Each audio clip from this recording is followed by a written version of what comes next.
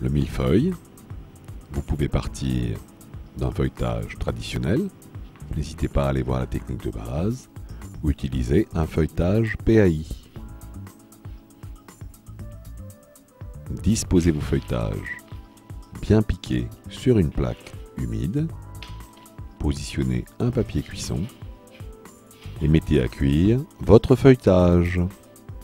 Celui-ci doit rester bien à plat. Pendant ce temps, nous allons préparer les éléments de décoration. Le chocolat sera mis au bain-marie.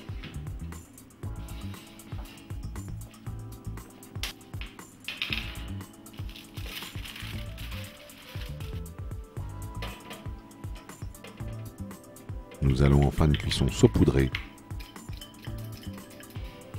le feuilletage afin de le mettre à glacer quelques minutes au four.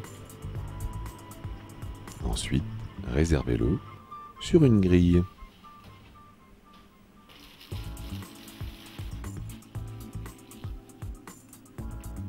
Vous allez mettre au point votre crème pâtissière à base de poudre à crème ou crème traditionnelle. Et ensuite, à l'aide d'une poche, nous allons fourrer notre millefeuille. Détailler des bandes de taille identique. Il faut que ce feuilletage soit bien croustillant. À la poche, avec une spatule, répartissez votre crème.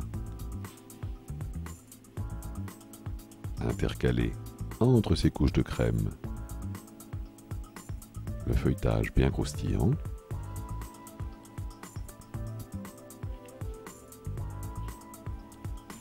Refermez avec la troisième bande. Ces millefeuilles peuvent également être en rond. Nous allons préparer un petit peu d'abricotine. Celle-ci va permettre de faire mieux glisser votre fondant. Mettez au point votre fondant jusqu'à obtenir un beau ruban. Attention, le fondant ne doit pas dépasser 37-38 degrés.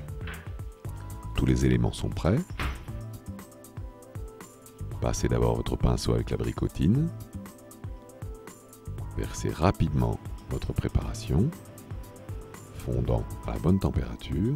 Lissez. Chocolat avec le cornet afin d'obtenir des traits très réguliers à 1 cm d'intervalle.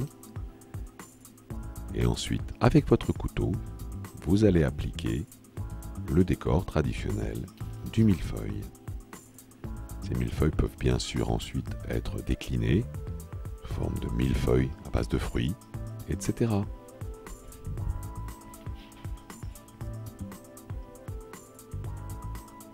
Une fois fini, après refroidissement au niveau de votre chambre froide, vous pouvez aisément le découper ou le servir entier.